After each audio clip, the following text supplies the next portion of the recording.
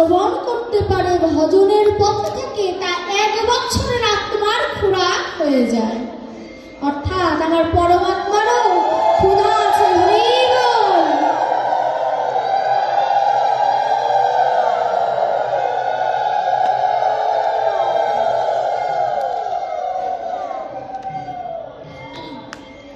অর্থাৎ আমার পরমাত্মারও খোরাক আছে, কিন্তু পরমাত্মা খায় ভক্তি, আর আমরা খাই কি যত আজে বাজে, যা পাই তাই খাই।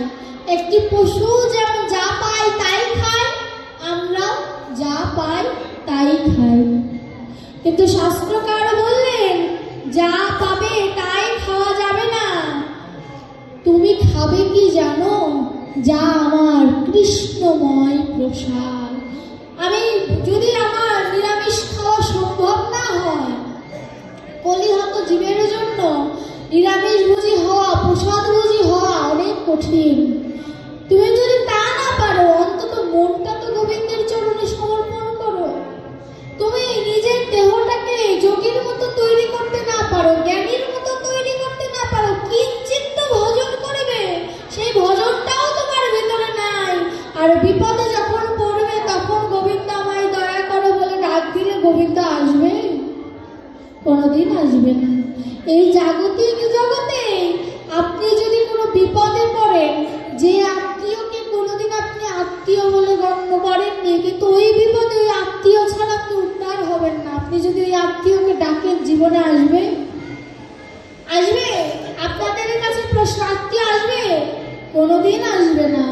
আর সে আমার পরম আত্মীয়, শুধু আত্মীয় নয়, আমার এই দেহটাই তার কাছ থেকে পাওয়া। তিনি আমার পরম আত্মীয়, তাকে আমার জীবনে আমি একবারও ডাকলাম না, সম্বন্ধ করলাম না তার সাথে। আর আমি যখন বিপদে পড়ব, যখন বৈতরণীর ঘাটে আমার কেউ থাকবে না, তখন আমি কেঁদে কেঁদে ডাকলে সে আসবে? আসবে না। কেন আসবে না? কারণ সে যদি আসে আর অভক্ত, একই পাত্রে হয়ে যাবে। কারণ তিনি তো বলেছেন ভক্ত বড়, তাহলে ভক্তকে তিনি কৃপা করছেন ভক্তির কারণে। অভক্তকেও যদি কৃপা করে, তাহলে তো ভক্ত প্রশ্ন করবে যে ওর ভক্তি নাই, তবু তুমি কেন কৃপা করলে? এর জন্য ভগবান কোনোদিন অভক্তকে কৃপা করে না। অসৎ হইতে আমারে সৎ পথে নাও, সৎ পথে নিয়ে আমার হৃদয়ের অন্ধকার ঘোচাও। আর একবার যদি অন্ধকার ঘুচে যায় প্রভু, সন্ধ্যার সময় যেমন তোমার কাছে প্রদীপ দিয়ে আরতি করে, ওই আরতি যদি হৃদয়ের মাঝে আমি রাধারানীর মাধ্যমে করাতে পারি, তবেই আমার এই দেহের সার্থকতা।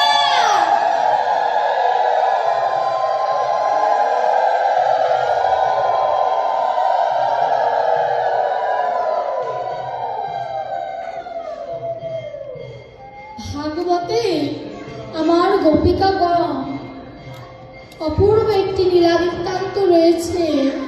আমার গোপাল প্রতিদিন গমন গোষ্ঠীর সময় নিয়ে তিনি কি করতেন? বৃন্দাবনের গোচারণে যেতেন। তো যে পথ দিয়ে আমার গোবিন্দ যেত, সে পথ তো তৃণমূলে ঢাকা। তো গোবাস্যগণ তৃণ অর্থাৎ ঘাস যখন খায়, ঘাসের যে মূল, সেই মূল কোনোদিন কিন্তু গরুরা খায় না। খায় তা কিন্তু একটু ধারালো হয়, যদি খালি পায়ে কেউ হেঁটে যায়, সুইয়ের মতো পায়ে আঘাত করবে। আমার গোপাল যখন বৃন্দাবন লীলায় গমনগ্রস্তের সময় গাভীকুলকে নিয়ে অপ্রাকৃত, গোবিন্দ যখন প্রাকৃতভাবে খেলছে ভক্তের মনোবাসনা পূর্ণ করার জন্য, কিন্তু তা প্রাকৃতভাবে খেললেও আমাকে অপ্রাকৃতভাবেই দর্শন করতে হবে। কারণ ওই গোপালের সাথে আমি আজকের রাখালের তুলনা যদি করে ফেলি, রসাভাস হয়ে যাবে। যখন গোপাল নবলক্ষ ধেনু নিয়ে খেলা করছে, একবার শুধু বলছে যে পায়ে ব্যথা পেলাম। গোপিকাগণদের মন আর গোবিন্দের মনটা একই সূত্রে গাঁথা। ভাগবতে কিন্তু কোথাও রাধারানীর কথা উল্লেখ নাই, কিন্তু প্রধান শব্দটা উল্লেখ আছে। ওই প্রধানা গোপিকাকে শাস্ত্রকাররা নাম দিয়েছেন রাধা, কারণ তার যে গুণের মহিমা রাসলীলায় বর্ণনা করা হয়েছে, সেই লীলার সাথে রাধা শব্দের অর্থটা মানানসই এবং সামঞ্জস্য ভাব রেখে, যাতে ভক্তরা নির্দিষ্টভাবে প্রধানা গোপী বললে কেমন শোনায় না, এর জন্য নির্দিষ্ট একটি নাম দিয়েছে, যাতে ভক্তের মনের ভিতরে প্রেম তরঙ্গের সৃষ্টি হয়, সেটা যেন নাম কামনাহীন প্রেম তরঙ্গ সৃষ্টি হয়। আমার বৃন্দাবনে যখন আমার গোপাল একটু জড়ো জড়ো হয়ে উঠেছে, গোপীর মনে কেন যেন একটু ব্যথা লাগলো যে আমার প্রাণ গোবিন্দ বোধ হয় ভালো নেই। কারণ ভালোবাসাটা এমন যে কেউ যদি কাউকে ভালোবাসে, সে যদি কষ্টে থাকে, হৃদয়ের মাধ্যমে উপলব্ধি করা যায়, হৃদয়ে নাড়া দেয়। কেন? কারণ আমার ভিতরেও গোবিন্দ আছে, তার ভিতরেও গোবিন্দ আছে, এর জন্য নাড়া দেয়। যদি কেউ সত্যিকার অর্থে তাকে ভালোবেসে থাকে, আরে তো একই আত্মা, দুই দেহ, তাহলে তাদের ভিতরে টান থাকবে, এটাই তো স্বাভাবিক। রাতের আধারে গোপিকাগণ এবং রাধারানী সবাই এসে কি করেছেন, রাতের অন্ধকারে ওই ঘাসের যে মূলগুলো আছে সেই মূলগুলো কাটছে। আর আমার পদকর্তা জিজ্ঞাসা করছে যে, ও গোপী, এই রাতের অন্ধকারে কেন মূল কাটছো আমায় বলো, কেন মূলগুলো কাটছো আমায় বলো। তখন আমার প্রধানা গোপী রাধারানী কেঁদে কেঁদে বলছে যে, মূলগুলো কেন কাটছো জানো? আমার প্রাণ গোবিন্দের পাটা এত কোমল। তখন পদকর্তা জিজ্ঞাসা করছে, কতটা কোমল? বলছে, এই ভুবনের মধ্যে সব থেকে কোমল হচ্ছে পদ্ম ফুল, সেই পদ্ম ফুলের থেকেও কোমল হচ্ছে আমার লক্ষ্মী দেবী, আর লক্ষ্মী দেবীর থেকেও কোমল হচ্ছে তার হস্ত, সেই হস্ত থেকেও কোমল হচ্ছে আমার গোবিন্দের চরণ। দেখুন, এতটা কোমল যে ভাগবতে বলছে যে রাধারানী তেল মালিশ করতে গেলে গোপালের দেহের ভিতরে আঙ্গুল ঢুকে যেত, এতটা কোমল। তার ওই নীল বর্ণের দেহটা লাল হয়ে যেত, অন্য একটা আকার ধারণ করে ফেলতে, এতটা কোমল তার চরণ। যখন আমার রাধারানী কেঁদে কেঁদে বলছে যে এত কোমল চরণ, জানো আজ দুপুরবেলা আমার সখা চরণে ব্যথা পেয়েছে, না জানি কতটা ব্যথা পেয়েছে, এই ব্যথা আমার হৃদয়ে সহ্য হচ্ছে না গো। আমার প্রাণবন্ধু তো আগামীকালকেও নবলক্ষ ধেনু নিয়ে গোচারণে আসবে, তার চরণে ব্যথা লাগবে, এই ব্যথা আমার দ্বারা সহ্য হবে না, তাই আমি মূলগুলো কেটে দিচ্ছি যাতে আমার গোবিন্দের চরণে ব্যথা না লাগে। আর পদকর্তা বলছে, রাধে, এমন করে যদি মায়া নামক ঘাসের মূলটা তুমি আমার কেটে দিতে, তাহলে বোধহয় কোনোদিন এই দেহর মধ্যে এই মূলে, মায়া নামক মূলে কোনোদিন আমার গোবিন্দ ব্যথা পেত না। তুমি যদি একবার আমার এই দেহের মূলটা, মায়া নামের মূলটা যদি কেটে দিতে। আমার রাধারানী কেঁদে কেঁদে বলছে যে, হে ভক্তগণ, যদি গোবিন্দকে ভালোবাসতে চাও, নিজের দেহটাকে এমন করে তৈরি করো যেন ঠাকুর ঘরে যেয়ে বলতে পারো, গোবিন্দ তুমি ভালো আছো তো। নিজে ভালো নেই এই কথাটা বলো না, একবার তুমি ভগবানের কাছে যেয়ে জিজ্ঞাসা করো, একবার তুমি লোকনাথের কাছে যেয়ে জিজ্ঞাসা করো, বাবা তুমি ভালো আছো তো। তুমি যদি ভালো থাকো, তোমার বিশ্বজোড়া তোমার সন্তানরা ভালো থাকবে, আর তুমি যদি কষ্টে থাকো, তোমার সন্তানরা কোনোদিন ভালো থাকতে পারে না। রাধারানী মূলগুলো কাটছে আর কেঁদে কেঁদে বলছে, হে প্রভু, তুমি পাদুকা পরে আসো না? মনে মনে প্রশ্ন করেছে গোবিন্দের কাছে, আর গোবিন্দ উত্তর দিচ্ছে, তুমি মূলগুলো কেটে দিয়েছো বটে, কিন্তু তুমি তো সম্পূর্ণ পথ গোপিকাগণ তাদের হৃদয়গুলো বিছিয়ে রাখে। ওই হৃদয়ের উপরে কি আমি ভগবান হয়ে আর যাই হই পাদুকা পরে কি আর হেঁটে যেতে পারি? আমি যে ভক্তের হৃদয়ে সর্বদা অবস্থান করে, ওই ভক্তের হৃদয়ে আমি কিভাবে আমার চরণের পাদুকার দ্বারা লাভ করতে পারি?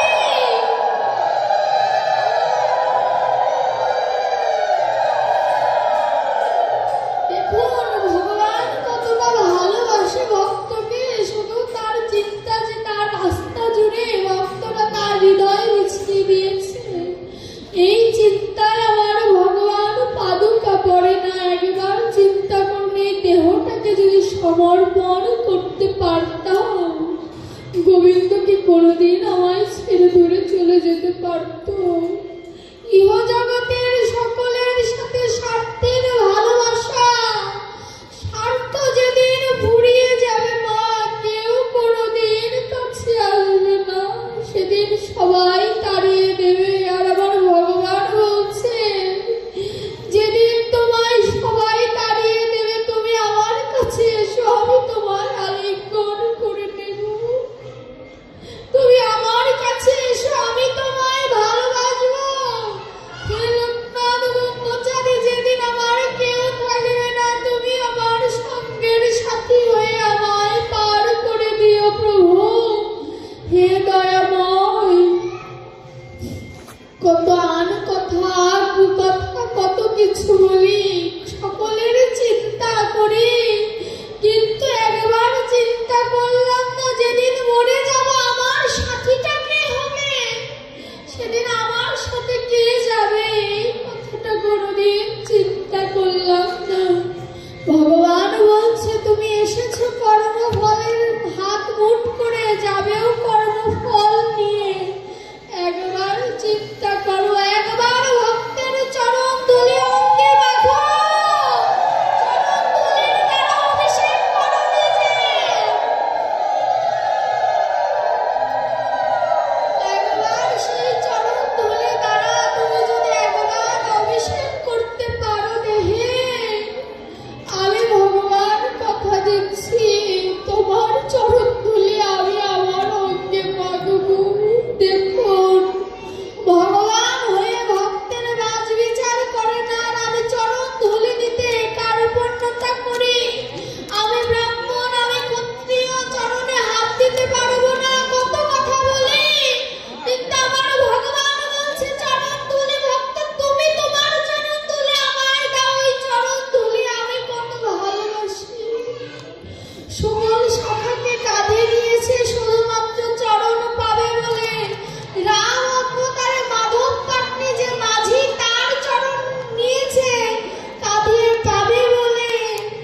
নারায়ণ রূপে শুয়েছিল, ভক্তের চরণ রূপে পাবে বলে তিনি বৃন্দাবনে চলে এসেছে। গৌণ হয়ে তিনি আবাল চণ্ডাল কত লোকের কাছে গিয়েছে চরণ ধুলি পাওয়ার জন্য। ওই আমার গৌর হরিও তো ব্রাহ্মণের সন্তান। আমি ব্রাহ্মণ হয়ে ভক্তের চরণ ধুলি নিই না, ভগবান ভক্তের চরণ ধুলি নিয়েছে। এই যে এই জাত পাতের কত অহংকার করি, মরে গেলে কোথায় যাবে? কিছুই সঙ্গে যাবে না বাবা। ভজনটা হচ্ছে হৃদয়ের, এই ভজনটা যদি কেউ একবার করতে পারে, কেউ যদি পরম বান্ধবের সাথে যদি একবার যোগ হয়ে যেতে পারে, ওই যোগ হওয়ার রাস্তাটাই হচ্ছে ভক্তের চরণ ধুলি। ভক্তের চরণ ধুলির এত গুণ যে কেউ যদি মনে মনে বিশ্বাস করে যে এই চরণ ধুলি অঙ্গে মাখলে আমার অসুখ সেরে যাবে, যদি হৃদয় থেকে যদি কারোর বিশ্বাস আসে, অবশ্যই তার অসুখ সেরে যাবে। প্রভুপাদের চরণামৃত খেয়ে অসুখ সেরে যায়নি, সেরে যাবে যদি বিশ্বাস থাকে। চরণ ধুলি আর চরণামৃত, এই দুটি জিনিস যদি কেউ অমৃত স্বরূপ যদি কেউ ধারণ করতে পারে, তবেই তার দেহের মধ্যে মধ্যে সার্থকতা। দেখবেন কৃষ্ণ নাম শুনে অনেকের নয়নে জল আসে না। শাস্ত্রকার বললেন, যার কৃষ্ণ নামে নয়নে জল আসে না, ভাববে কোটি কোটি জন্মের অপরাধ আছে।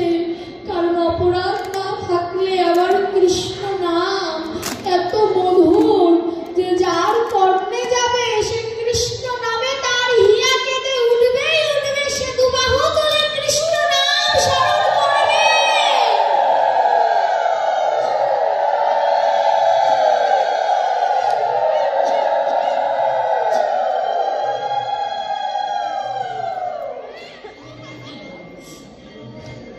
দুবাহু তুলে সে কৃষ্ণ নাম স্মরণ করবে।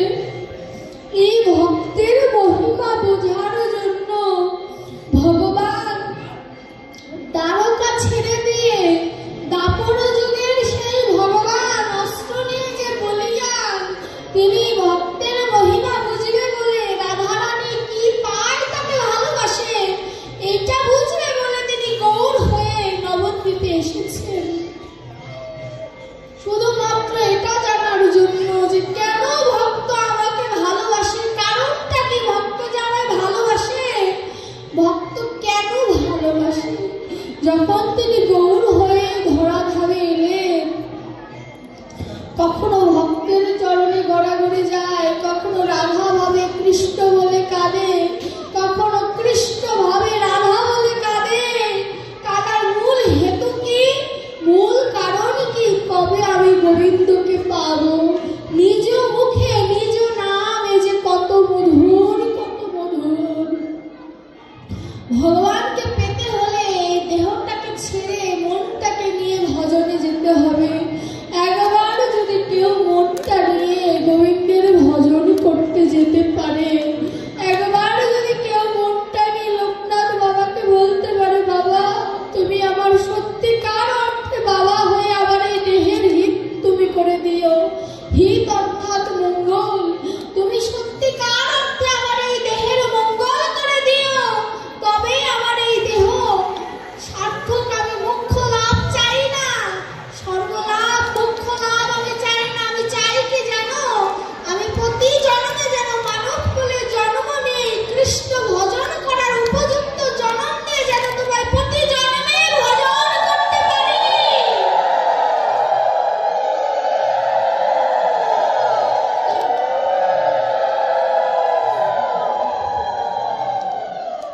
আমি যেন প্রতি জন্মে মানব জন্মটা পাই। পাবো না আমি জানি, এমন কোনো কর্ম আমি করিনি, কিন্তু ভগবান ভক্তের কথা শোনে। হে ভক্তগণ, আপনাদের কাছে আবার নিবেদন, ভগবানকে তার বলতে পারবো না যে মানব জন্মটা দাও। আপনাদের কাছে আমার নিবেদন কি জানেন, আপনারা আমার হয়ে ভগবানকে বলবেন, কি বলবেন, হে প্রভু জন্মে জন্মে যেন তোমায় ভজন করার জন্য উপযুক্ত কৃষ্ণ ভক্ত মায়ের গর্ভে যেন জন্ম আমার হয়। আমি যেন প্রতি জন্মে জন্মে যেন তোমার ভজন করতে পারি। তুমি আমায় কাঙালিনী করে দাও, তাতে দুঃখ নাই। অন্য কোলে জন্ম দাও, তাতেও দুঃখ নাই। শুধু একটাই নিবেদন, নয়ন ভরা যেন কৃষ্ণ নামের অশ্রু থাকে। আমি শ্লোক না জানি তাতে দুঃখ নাই, আমি অপারগ হই তাতে দুঃখ নাই। শুধু নয়ন ভরা যেন কৃষ্ণ নামের অশ্রু থাকে। তোমার কাছে আমি এই ধর চাই। এই যদি কারোর মনের আরতি হয়, কারোর যদি মনের নিবেদন হয়, তবেই তার দেহের সার্থকতা, তবেই তার ভজনে অগ্রসর হওয়া সম্ভব। হরিদাস ঠাকুর 22 বাজারের বেত্রাঘাত খেয়েও কৃষ্ণ ভজন ছাড়ে নাই। জিজ্ঞেস করা হলো, কেন কৃষ্ণ নাম বন্ধ করছো না? হরিদাস বলল, আমি তো বন্ধ করতে চাই, কৃষ্ণ নাম তো বন্ধ হয় না। দেখুন ভজনটা এমন, যদি কারোর মুখে কৃষ্ণ নামটা যদি একবার অন্তরে গেঁথে যায়, যত যতই সে ত্যাগ দেওয়ার চেষ্টা করুক, কৃষ্ণ কোনোদিন তাকে ত্যাগ করে না। এই নামের মহিমাটা এতই, বললো কি নামের মহিমার সাথে কি কারোর তুলনা চলে না? না, বেদ, ভাগবত, গীতা, যত শাস্ত্র গ্রন্থ আছে, নামের উপরে কোনো গ্রন্থ নাই। নামের নিচে সকল কিছু। নামের উপরে কি আছে জানো? নামের উপরে একমাত্র ভক্তের চরণ ধুলি আছে, গুরুদেবের আশীর্বাদ আছে। জয় জয় লোকনাথ পীরনাথে, গৌর হরিবল।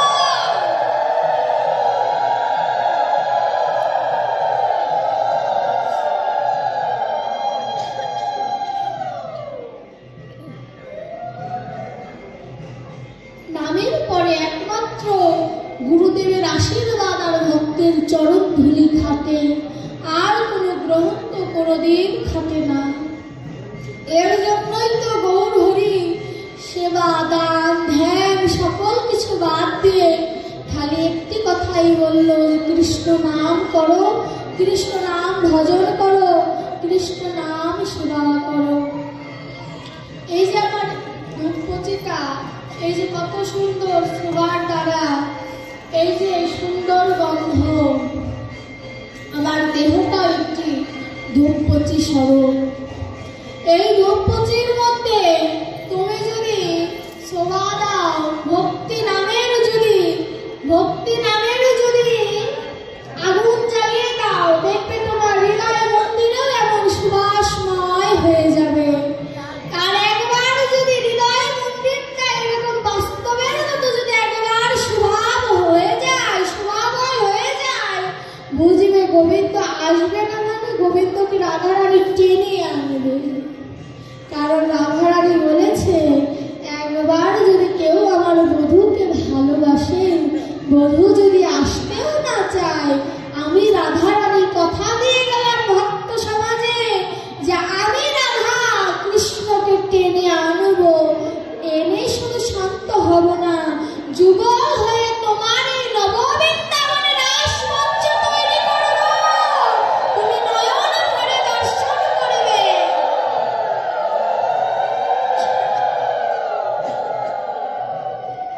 তুমি নয়ন ভরে দর্শন করবে। যেমন নয়ন তুমি তেমন নয়ন দিয়ে দর্শন করবে। যার যেমন নয়ন, মানে অর্থাৎ এই মানব চক্ষু দিয়ে তুমি দর্শন করতে পারবে না, তুমি ভাব নয়ন দিয়ে দর্শন করো। ভাব নয়ন দিয়ে যদি একবার দর্শন করতে পারো, দেখবে যেমন সূর্য উদয় হলে পুরো পৃথিবীটা আলোকিত হয়ে যায়, তদ্রূপ তোমার এই হৃদয় আকাশটাও আলোকিত হয়ে যাবে। পূজার সময় দেখবেন একটি ঘট দেওয়া হয়, ওই ঘটটাই হচ্ছে আমি। ভগবানের সঙ্গে যে ঘটটা দেওয়া হয়, ওই ঘটটাই হচ্ছে আমি। ঘটের উপরে যে আমের পাতা দেওয়া হয়, বুঝতে হবে ওটাই হচ্ছে ভগবানের ছেদ। ওটাকে ভেদ করে দেখবেন পুরোহিত মশাই বারে বারে জল আর সকল কিছু দেয়, দেখবেন ওটা ঘটের ভিতরে ঢোকে। তদ্রূপ আমার এই দেহ ঘটের ভিতরে ভক্তের চরণ ধুলিটা যদি ভেতরে স্পর্শ করে, আমার ভেতরে আত্মাকে যদি স্পর্শ করে, যদি ওই নয়ন জলের দ্বারা যদি আমার ভেতরের পরমাত্মাকে যদি স্নান করানো সম্ভব হয়, বাহিরের পূজাও যেমন সার্থক হয়, হৃদয়ের পূজাও তেমন সার্থক হয়ে যায়। গোবিন্দ মন্দিরে নয়, গোবিন্দ এই দেহ মন্দিরে বাস করে। যার যেমন নয়ন সে তেমন দেখতে পায়। দেখেছে আমার লোকনাথ বাবাজি, দেখেছে প্রভুপাদ, দেখেছে জগৎবন্ধু সুন্দর, দেখেছে, এরা দেখেছে।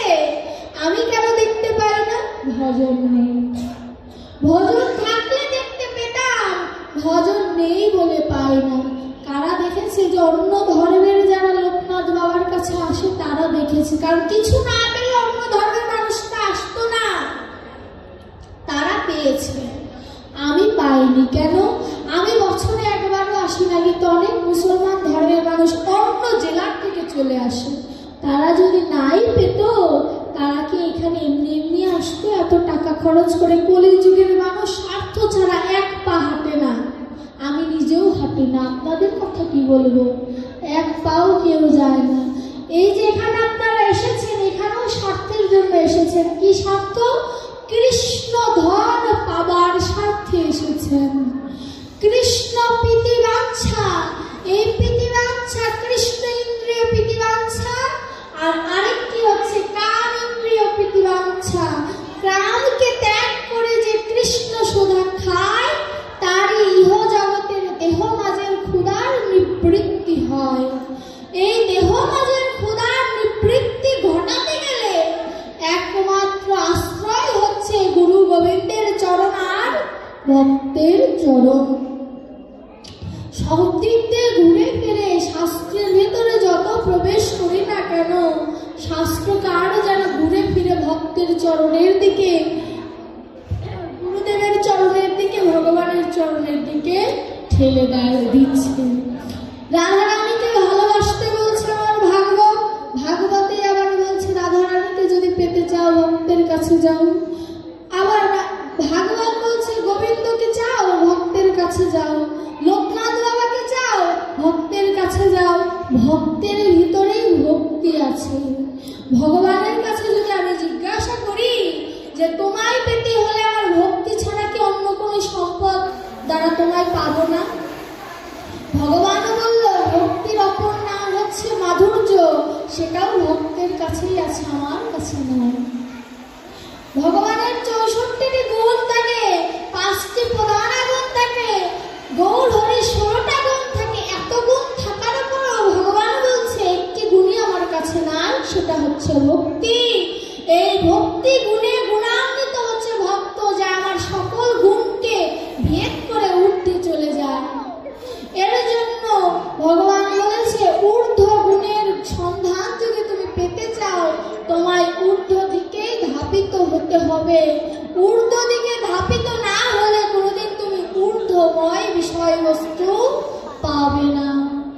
আর একটি কথা ভাগবত বললেন যে পিতৃ বস্তু তুমি যত শিরে ধারণ করে রাখতে পারবে, যত এর স্খলন তোমার কম হবে, তুমি তত ভজনে অগ্রসর হতে পারবে। এর চেয়ে বেশি ভাগবত আসলে তত্ত্ব কথা ভেঙে দেওয়া যায় না। এটুকুই ভাগবতে বলে, তাই এটুকুই বললাম। ভগবান বললেন যে তুমি তোমার মনের যে 6টি ধাপ, যুক্তি, জ্ঞান, আবেগ, বুদ্ধি, চিন্তা, সচেতনতা, এই 6টি ধাপকে তুমি আগে অতিক্রম করো। দেখবেন রাজার সিংহাসনে যদি উঠতে যায় 6টি বা 5টি, 3টি সিঁড়ি থাকে। তদ্রূপ মনের রাজ্যেও একটি সিংহাসন আছে। মন হচ্ছে সর্ব ইন্দ্রিয়ের রাজা। রাজারও কি খাজনা দিতে হয়, তাই না? বাদশার কাছে খাজনা দিতে হয়, হয় কি না? তদ্রূপ মন হচ্ছে ইন্দ্রিয় রাজা, আর মনের রাজা হচ্ছে আমার পরম ব্রহ্ম